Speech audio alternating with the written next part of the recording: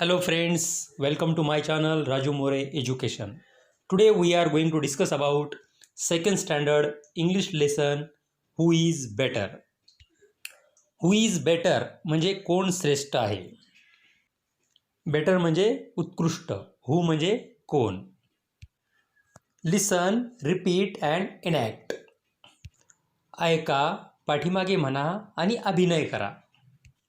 लिसन म्हणजे ऐकणे, रिपीट म्हणजे पाठीमागे म्हणणे, इनॅक्ट म्हणजे ॲक्टिंग करणे किंवा अभिनय करणे. Once upon a time there lived a monkey and an elephant in a forest.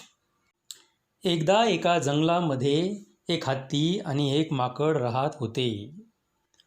Once upon a time म्हणजे एकेकाळी, मंकी म्हणजे माकड, लिव्ह म्हणजे राहणे, एलिफंट म्हणजे हत्ती, फॉरेस्ट म्हणजे जंगल, स्टार्ट म्हणजे सुरुवात करणे.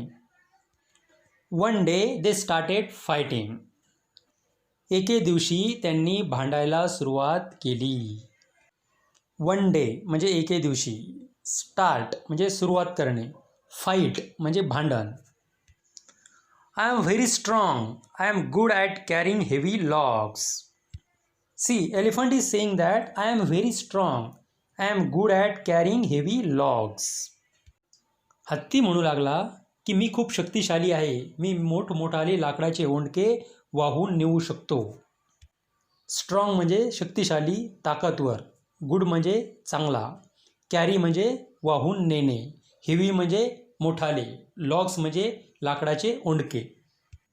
हा हा हा, but I am very quick, I am good at jumping from one tree to another. माकड हा हा करून हसू लागले आणि म्हणू लागले की मी मात्र तुझ्यापेक्षा चप्पळ आहे, एका झाडावरून दुसऱ्या झाडावर सहज उडी मारून जाऊ शकतो. क्विक म्हणजे चप्पळ किंवा जलद. जंप म्हणजे उडी मारणे. फ्रॉम वन ट्री म्हणजे ह्या झाडावरून, टू अनदर ट्री म्हणजे दुसऱ्या झाडावर.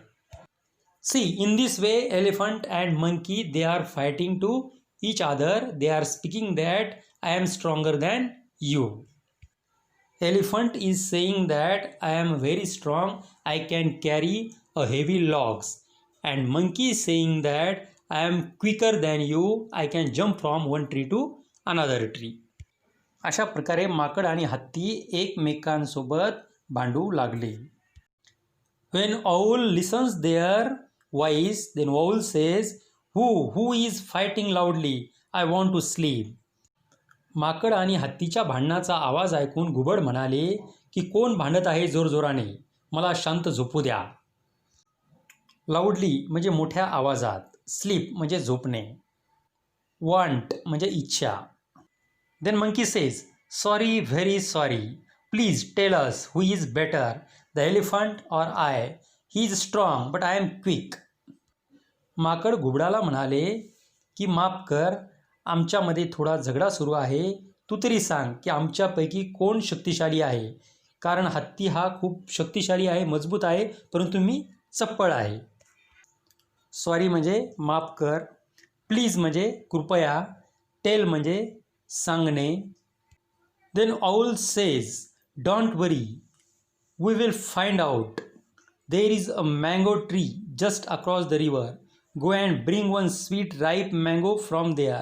Then I will tell you who is better. घुबड म्हणाले, चिंता करू नका, या नदीच्या पलीकडे एक आंब्याचं झाड आहे, त्या आंब्याच्या झाडावरून एक पिकलेला चांगला आंबा घेऊन या, त्यानंतर मी तुम्हाला सांगतो की कोण तुमच्यापैकी शक्तिशाली किंवा बेटर आहे. मँगो म्हणजे आंबा, आंब्याचं फळ. मँगो ट्री म्हणजे आंब्याचे झाड. राईप म्हणजे पिकलेला. ब्रिंग म्हणजे आणणे. अक्रॉस म्हणजे अक्रॉस द रिव्हर म्हणजे नदीच्या पलीकड. Then stroll the elephant and hop the monkey to the river bank. त्यानंतर हत्ती चालत चालत आणि माकड उड्या मारत नदीच्या किनाऱ्यावर आले. स्ट्रॉल म्हणजे फेरफटका मारणे किंवा चालणे. हॉप म्हणजे उडी मारणे. Then monkey says, Oh, I am afraid to cross the river. Water is very deep. I am going back. माकड म्हणाले की नदी क्रॉस करणं किंवा नदी पार करणं हे माझ्याच्याने शक्य नाही, मी फार घाबरलेलो आहे कारण नदीमध्ये खूप खोलवर पाणी आहे. अफ्रेड म्हणजे घाबरणे. रिवर म्हणजे नदी. क्रॉस म्हणजे पार करणे. व्हेरी डीप म्हणजे खूप खोलवर. गोईंग बॅक म्हणजे पाठीमागे जाणे किंवा मागे फिरणे. Then elephant says, don't worry dear, jump on my back and we will cross the river. तेव्हा हत्ती म्हणाला की घाबरू नकोस मित्रा, माझ्या पाठीवरती चढ आणि आपण नदी पार करू, नदी क्रॉस करू. वरी म्हणजे चिंता. डिअर म्हणजे प्रिय. जंप म्हणजे उडी मारणे. बॅक म्हणजे पाठ. Both of them cross the river. There was a mango tree with a sweet yellow ripe mangoes, but they were on high branches.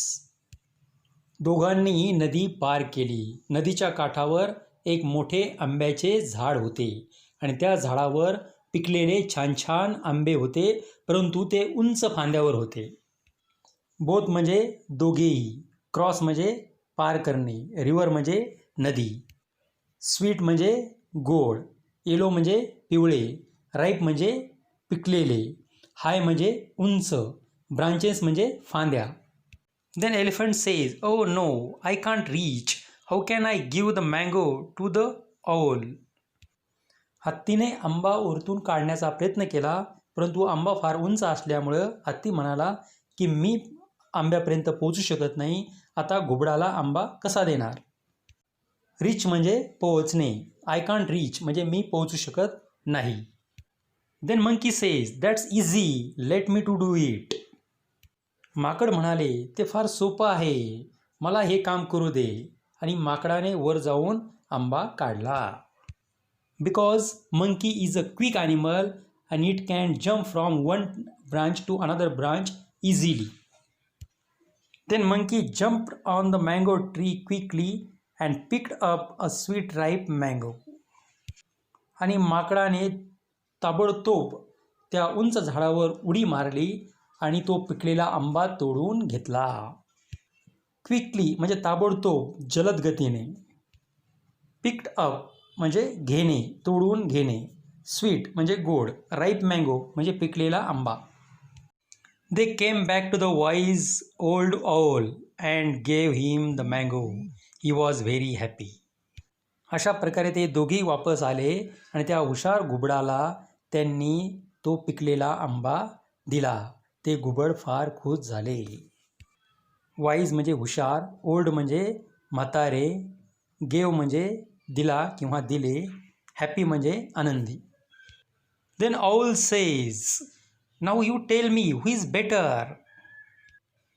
तेव्हा घुबड म्हणाले, आता सांगा की तुमच्यापैकी कोण श्रेष्ठ आहे, कोण शक्तिशाली आहे. Then elephant says, I am strong, the monkey is quick and you are wise. All of are good at something. What about you my friends. तेव्हा त्या घुबडाला हत्ती म्हणाला की मी शक्तिशाली आहे, माकड हे चप्पळ आहे आणि तू फार हुशार आहेस. आपण सर्वच काही विशिष्ट कामामध्ये हुशार आहोत. आपण सर्वच आपापल्या परीने काही गोष्टींमध्ये हुशार आणि शक्तिशाली आहोत. Then monkey asked to us, what are you good at. आता माकड आपल्याला विचारत आहे की तुम्ही कशामध्ये चांगले आहात, कोणत्या गोष्टीमध्ये हुशार आहात. समथिंग म्हणजे काही गोष्टी. फ्रेंड्स म्हणजे मित्र. Elephant and monkey forgot their fight and the owl forgot its nap.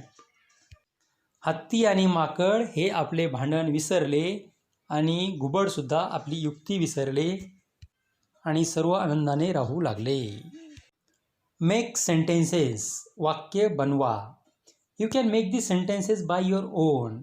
तुम्ही तुमचा विचार करून हे सर्व वाक्य बनवण्याचा प्रयत्न करा. For example, I am good at playing kabaddi. My mother is good at singing. My father is good at painting.